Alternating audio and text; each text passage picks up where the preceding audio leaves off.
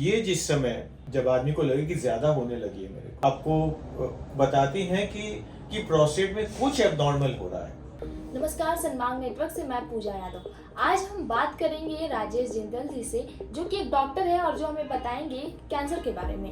तो सर, सबसे पहले तो सनमांग में आपका बहुत बहुत स्वागत है। धन्यवाद। आज हम यहाँ पर बात करेंगे प्रोस्टेट कैंसर के बारे में। तो सबसे पहले ये बताइए कि ये होता क्या है। देखिए, सबसे पहले तो जानिए कि प्रोस्टेट क्या होता है। प्रोस्टेट सारे आदमियों में, खाली मेल्स की बात कर रहे हैं अपन, एक ग्रंथि होती है। ब्लैडर अपना जो पेशाब की थैली है और जो स्टूल की थैली है जिसको रेक्टम बोलते हैं, इन दोनों के बीच में, ठीक है। इसका काम होता है स्पर्म्स के लिए मीडियम बनाने का, जिसको कि सीमेन बोलते हैं अपन, है ना। तो प्रोस्टेट का वो काम होता है। तो ये काम करता है प्रोस्टेट, इसलिए मेल्स में होता है ना। ये प्रोस्टेट कैंसर कैसे होता है, इसका मेन लक्षण क्या है? देखिए, कैंसर जो है जनरली किसी चीज की कमी से नहीं होता है। कैंसर एक एजिंग प्रोसेस होता है। जैसे जैसे उम्र बढ़ती है आदमी की, वैसे वैसे कैंसर का इंसिडेंस भी बढ़ता है। जनरली सब प्रकार के कैंसर का इंसिडेंस बढ़ता है। अब चूंकि सारे आदमियों की उम्र बढ़ती है, तो सबके प्रोस्टेट की उम्र भी बढ़ती है, तो सबको प्रोस्टेट कैंसर होने का चांस भी होता है। जैसे कि महिलाओं में होता है ना, सबको ब्रेस्ट कैंसर होने का चांस होता है और उम्र के साथ में बढ़ता है। वैसे ही आदमियों में सबको प्रोस्टेट होता है, सबको प्रोस्टेट कैंसर होने का चांस बढ़ता है। तो इसकी शुरुआती लक्षण क्या है? Good question. शुरुआती लक्षण क्या होते हैं प्रोस्टेट के? देखिए, प्रोस्टेट के शुरुआती लक्षण जो है ना, बहुत अस्पष्ट होते हैं, जिनको बोलते हैं। आदमियों को जनरली 50 की उम्र के बाद के अंदर में रात को पेशाब के लिए उठना पड़ता है ना। वो फ्रीक्वेंसी रात की बढ़ती है, क्योंकि प्रोस्टेट यूरेथ्रा को, आपकी जो पेशाब की नली होती है उसको दबाता है। ब्लैडर में यूरिन इकट्ठे रहता है, लीक करता है, बार बार होता है, उसके वजह से ना। वो फिजियोलॉजी तो अलग चीज है। तो ये जिस समय जब आदमी को लगे कि ज्यादा होने लगी है, रात को एक बार उठना, 2 बार उठना तो सामान्य सी चीज है, वो तो सबको उठना पड़ता है। लेकिन आपको लगे कि नहीं ज्यादा हो रहा है, या फिर पेशाब में एबनॉर्मेलिटी दिखे आपको, हेजिटेंसी जिसको बोलते हैं, पेशाब चाह रहे हैं करना लेकिन हो नहीं रहा, टाइम लग रहा है बहुत, पेशाब को शुरुआत होने में बहुत टाइम लग रहा है, खत्म होने में टाइम लग रहा है, स्ट्रीम नहीं बन रही पूरी, है ना, धार से नहीं निकल रहा पूरा सा। तो ये सब चीजें जो है आपको बताती हैं कि प्रोस्टेट में कुछ एबनॉर्मल हो रहा है। कुछ एबनॉर्मल क्या है वो हर एक किसी को तो नहीं पता लगेगा, उसके लिए उसको डॉक्टर के पास जाना है ना। कि डॉक्टर, स्ट्रीम नहीं आती है, हेजिटेंसी बहुत होती है, मतलब मैं पेशाब इनिशिएट करना चाहता हूँ लेकिन उसमें भी बहुत टाइम लगता है, ये होता है, रात को इतनी बार उठना पड़ता है, तो क्या हो रहा है मुझे देख के बताइए। तो ये सब, और वही जैसा आगे भी अपनी बात हुई थी एक बार, पहले अपना नॉर्मल पता कीजिएगा और उसके बाद में एबनॉर्मल अगर हो तो आपको दिखेगा एकदम से, है ना।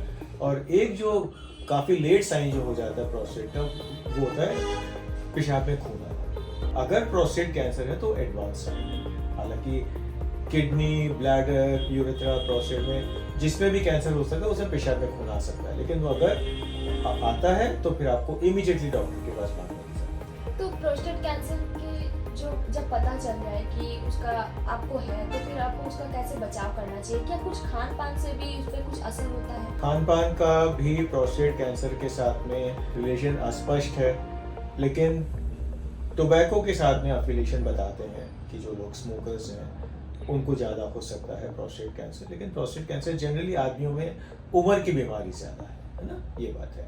खान पान का संबंध तो अस्पष्ट है, जैसे मैंने बोला। इसको ठीक किया जाता है? अगर आपको स्टार्टिंग में ही पता चल जाए कि कैंसर है, तो क्या उसको पूरी तरह से ठीक किया जा सकता है? अपन सारे कैंसर्स के लिए घूम फिर के उसी जगह आ जाते हैं। शुरुआती दौर में कैंसर को पकड़ लीजिएगा, स्टेज 1 में, स्टेज 2 में पकड़ लीजिएगा, ऑपरेट करा लीजिएगा, या जो भी इलाज उसका रिकमेंडेड है, क्योंकि हर बीमारी का तो एक इलाज नहीं होता ना, हर बीमारी को तो ऑपरेट भी नहीं कर सकते, वो भी नहीं होता। तो जो भी उस बीमारी का, कैंसर से मतलब है मेरा, जो भी उस स्टेज में रिकमेंडेड ट्रीटमेंट है उसमें से ठीक हो जाएगा। अर्ली स्टेज कैंसर ठीक हो जाएगा। तो क्या इलाज के बाद पुरुषों की यौन क्षमता में भी कुछ प्रभाव? जी हाँ, इलाज के बाद में अवश्य प्रभाव पड़ता है उसके अंदर में, क्योंकि देखिए, at the end of the day it is a reproductive organ. तो अगर उसमें कुछ भी छेड़छाड़ करेंगे तो मुश्किल तो होती है। किसी किसी को परफॉर्मेंस से मुश्किल होती है,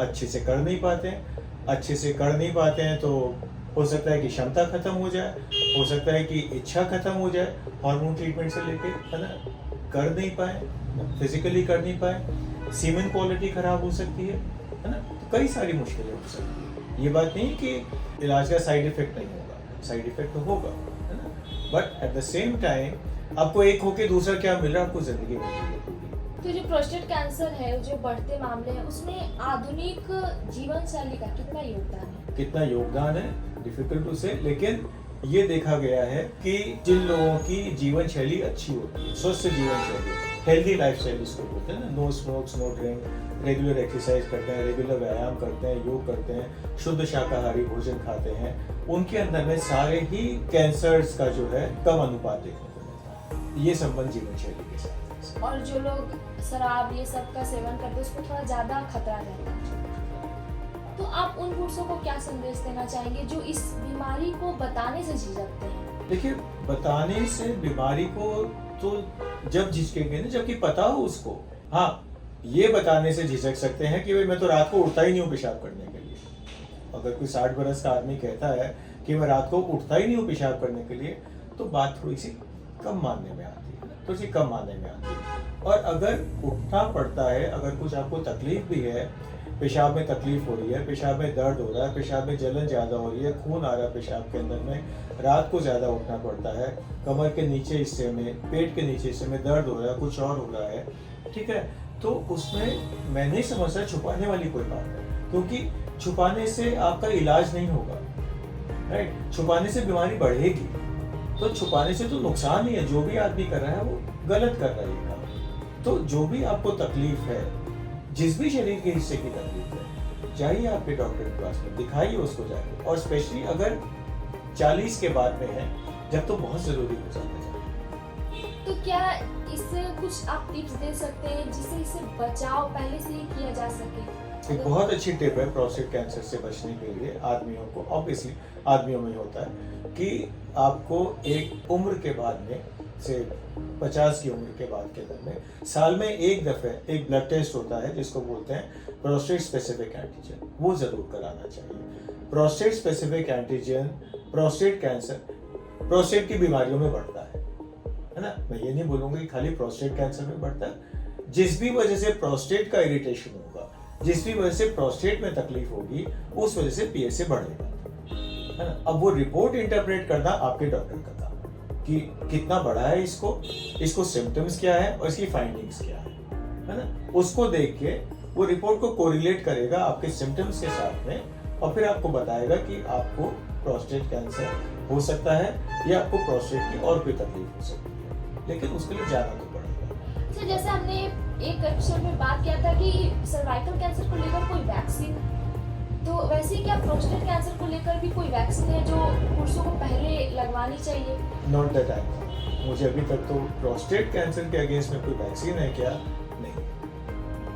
ठीक है, बहुत बहुत धन्यवाद इस जानकारी के लिए, क्योंकि ये भी एक कैंसर तो शायद जो है वो सबको ही पता होना चाहिए कि उनको कब किस एज में हो सकता है और इससे क्या बचाव कर सकते हैं। लेकिन प्रोस्टेट कैंसर एक ऐसा कैंसर है जिसे लोग बताने में भी झिझकते हैं।